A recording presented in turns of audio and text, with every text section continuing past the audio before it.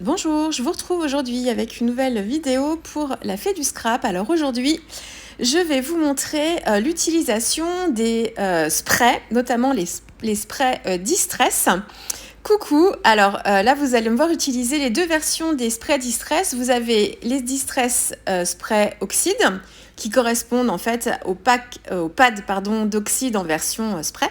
Et puis vous avez les Distress Spray Stain qui eux correspondent aux versions des pads de Distress Ink. Donc les Stain sont des encres aquarellables transparentes, vraiment un petit peu comme des aquarelles liquides, alors que les sprays d'oxyde seront beaucoup plus opaques, plus épais, plus opaques, et le côté aussi crayeux, et puis le côté aussi oxydé, c'est-à-dire que vous allez avoir des petites nuances et des petites différences aussi de teinte, exactement de la même façon que pour les pâtes d'oxyde.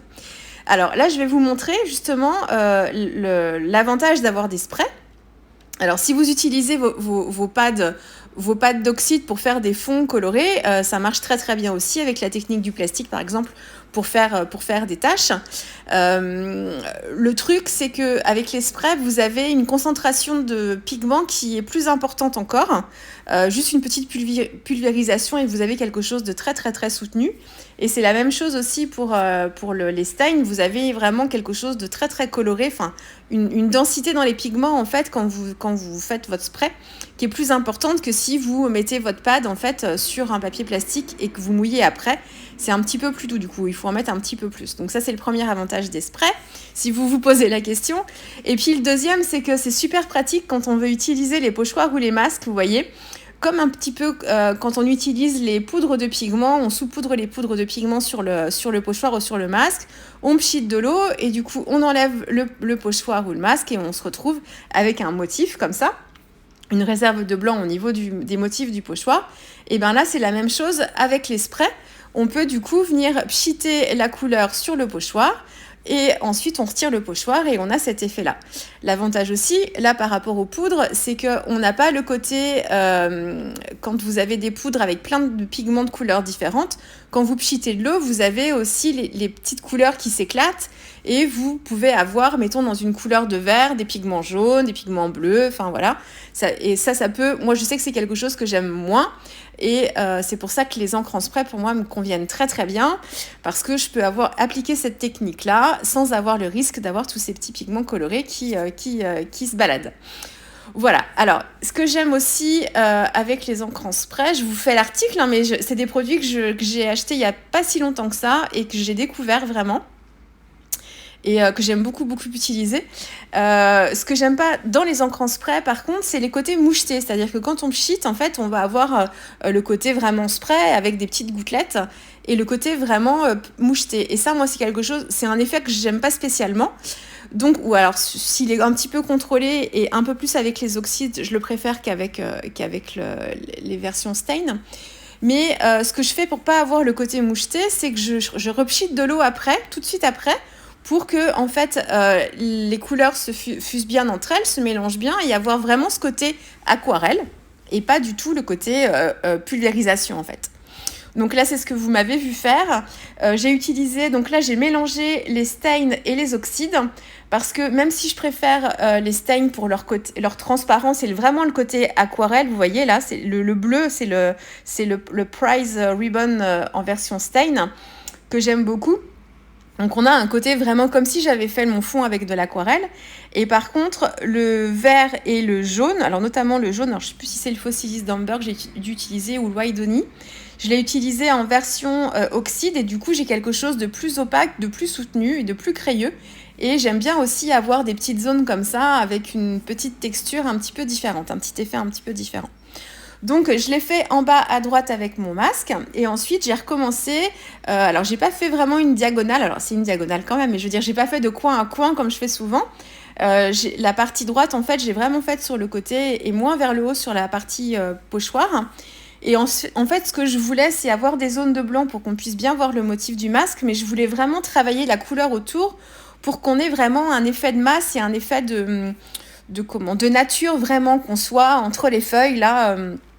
Qui est vraiment cet effet-là.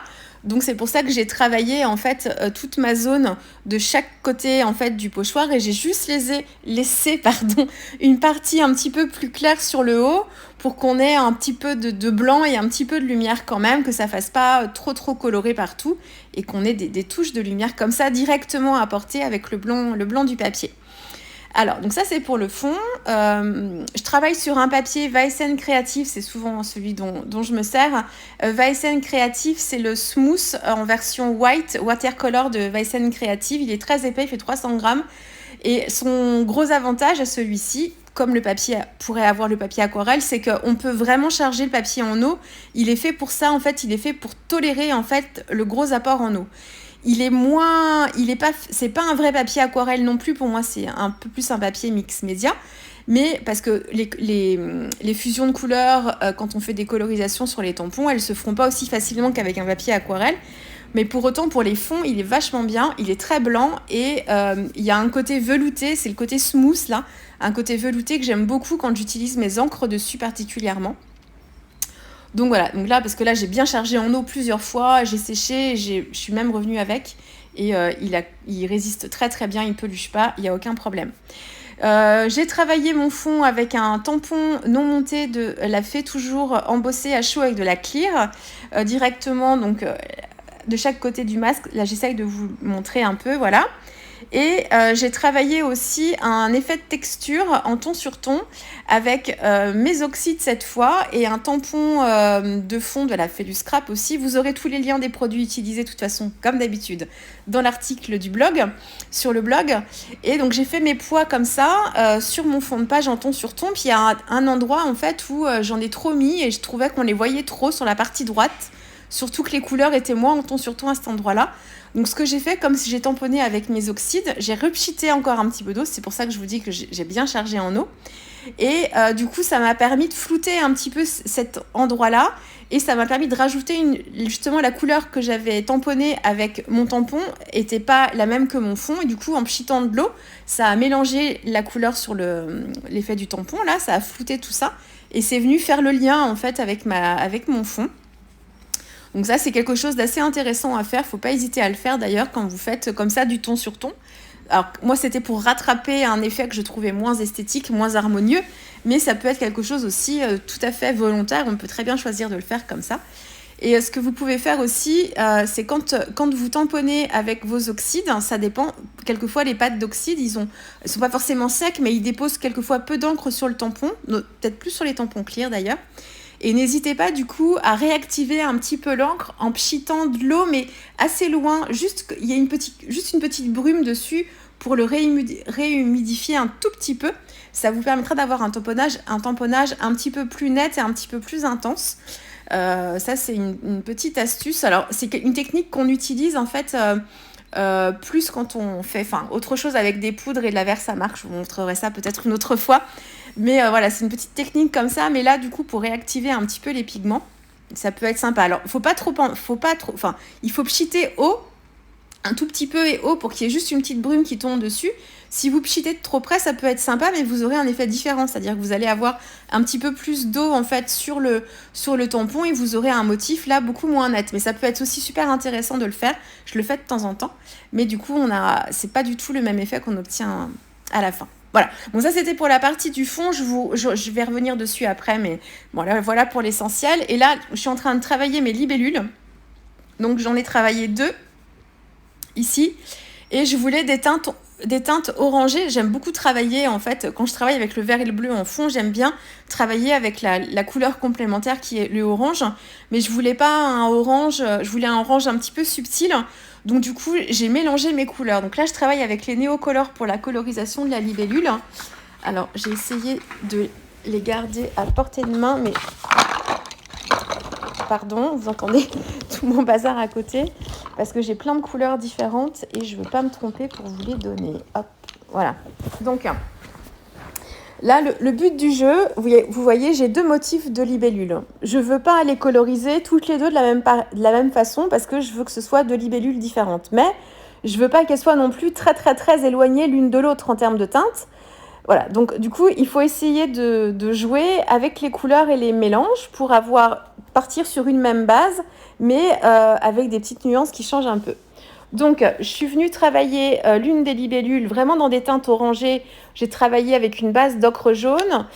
J'ai dû mettre aussi un petit peu de quoi d'autre, de safran, et j'ai mis un petit peu de rose. C'est le pink en Neocolor 2. Donc ça, c'est pour l'un. Et puis pour l'autre, en fait, ah oui, avec le rose. Et voilà. Et après, je suis venue en plus rajouter une touche de rouge. C'est le rouge rubis. Et pour l'autre, j'ai pas utilisé de rose du tout. Et je suis venue travailler plutôt avec mes ocres, mes oranges et mon rouge rubis. Et j'ai un rouge anglais aussi, je crois que j'ai dû utiliser. Voilà, rouge anglais. Et celui-ci, c'est le quoi ? C'est le sanguine, mais je ne l'ai pas utilisé beaucoup. Donc voilà, donc tout ça pour vous dire que ce sont deux libellules qui sont colorisées de la même façon, mais il y a une petite nuance, c'est-à-dire que pour l'un, j'ai rajouté du rose à mon orange, alors que pour l'autre, j'ai juste pris du rouge avec du orange, et c'est mon ocre jaune en fait qui vient faire le lien et qui vient adoucir un petit peu tout ça. Donc ça, c'est pour les libellules, et j'en ai une troisième que j'avais colorisée, mais c'était pour un autre projet, elle ne m'avait pas servi, et que j'avais colorisée dans les teintes de orange aussi, donc je l'ai utilisée, vous allez voir ça après. Mais voilà, je ne l'ai pas colorisée pour cette page spécialement. Et alors, ce que j'ai fait hors caméra, parce que alors là, cette page d'art journal, alors elle mesure 26 cm par 21 cm. Pour me faire une page en 13-21, elle va dans un autre cahier d'art journal que je m'étais constitué l'année dernière, un peu plus petit, dans un format de page en fait un petit peu moins long. Et alors, donc une page d'art journal, c'est pour vous donner une idée un petit peu. Il ne faut pas croire que ça prend moins de temps que de faire autre chose. Parce que là, pour tout vous dire, et encore, il y a des parties que je n'ai pas filmées, j'ai 3 heures de film que je vous ai monté ici. Et j'ai fait toutes les colorisations des feuilles hors caméra, c'est-à-dire hors vidéo. Et ça, j'en ai eu, je pense, pour une bonne heure aussi. Donc, c'est à peu près 4 heures de travail pour cette page-là. Alors, quand on la voit à la fin, on ne se doute pas, mais ça prend beaucoup de temps. Et les colorisations, quand on veut les faire correctement et travailler les ombres et ce genre de choses, eh bien, ça prend du temps. Donc, alors, mes feuilles ne sont pas travaillées au crayon de couleur, elles sont travaillées... alors, j'ai mixé les Derwent avec les Neocolor. En fonction des couleurs que j'ai et des couleurs que je recherchais. Et du coup, comme les Neocolor 2 sont aussi des produits aquarellables, hein, on peut très bien mixer l'ensemble. L'avantage des Derwent aussi, quand on les utilise, c'est que si vous commencez par les utiliser, vous faites votre première colorisation avec les Derwent, ce sont des crayons aquarellables, une fois que l'aquarelle a séché, qui ne bougent plus, c'est-à-dire qu'ils sont fixes. C'est pas comme des aquarelles en fait classiques où dès qu'on remet de l'eau dedans, en fait, on peut les faire bouger encore un petit peu. Là, les Derwent, les Intense notamment, quand ils ont séché, ensuite, la couleur ne bougera plus si vous rajoutez de l'eau dessus. Donc du coup, c'est pratique aussi parce qu'on peut venir travailler par-dessus une autre couleur. Moi, j'ai rajouté sur mes feuilles que j'avais faites vertes, j'ai rajouté un Neocolor bleu un petit peu plus foncé pour leur donner une petite teinte un petit peu bleutée, rajouter un petit peu de bleu. Parce qu'en fait, quand on mélange le bleu et le vert, on a une teinte de vert quand même qui reste présente. Et moi, je voulais des couleurs un petit peu plus bleues. Donc ça, c'est pareil, c'est à force d'en faire, vous allez comprendre comment ça marche. Et trouver des astuces aussi pour conserver les couleurs que vous voulez. Et ce que j'ai fait en plus, du coup, ça passe vite. J'ai rajouté, donc sur mes libellules, je les ai travaillées donc, avec mes Neocolor 2. Et puis le corps, je l'avais, donc il était tamponné avec la Versafine clair noir, mais j'avais remis un petit peu de Neocolor marron pour faire le corps, pour assombrir un peu, mais je trouvais que c'était trop dur du coup par rapport à mon fond de page. Donc j'ai rajouté de l'aquarelle dorée par-dessus et j'ai mis certains détails avec de l'aquarelle dorée aussi. Et pour apporter un petit peu de bling bling et un petit peu d'éclat, j'ai utilisé de la pâte de texture Nuvo, c'est de la mousse Nuvo, c'est la version Indian Gold que j'ai utilisée avec un pochoir de la Fée du Scrap aussi pour apporter des petites touches de doré comme ça. Et j'ai fait des gouttes de Posca blanc aussi. Et sur les feuillages que j'avais embossés à la clear à chaud là sur mon fond de page, je les ai retravaillés pas avec mes Neocolor, mais avec les Derwent. Et je les ai travaillés en ton sur ton. Donc là où il y avait du bleu, j'ai mis du bleu. Là où il y avait en dessous du vert, j'ai mis du vert et ainsi de suite. Pour que ce soit vraiment du ton sur ton et qu'on crée vraiment cet effet de forêt. Voilà, bien bien dense et bien touffu. Et puis donc les deux libellules, je les ai collées l'une sur l'autre sur la partie gauche, et la partie droite, c'est la libellule toute seule. Donc voilà, c'était très dense. Le titre, le mot moment, c'est un tampon de la fée du scrap, et le seul tampon qui n'est pas un fait du scrap, et le seul élément qui n'est pas fait du scrap ici, c'est le mot green, qui vient d'une planche de tampon Shoe and Flower, mais tout le reste, ce sont que des produits de la fée sur cette page Dark Journal. Voilà, j'espère que cette page vous aura plu. Si vous avez des questions, comme là, j'avais beaucoup de choses à vous dire dessus, n'hésitez pas à me les poser en commentaire, j'y réponds toujours avec grand plaisir. Et puis, je le répète, l'article sur le blog où vous pourrez retrouver les différentes couleurs que j'ai utilisées pour les Neocolor 2, pour les Derwent, et puis les produits autrement de la fée que j'ai utilisés ici.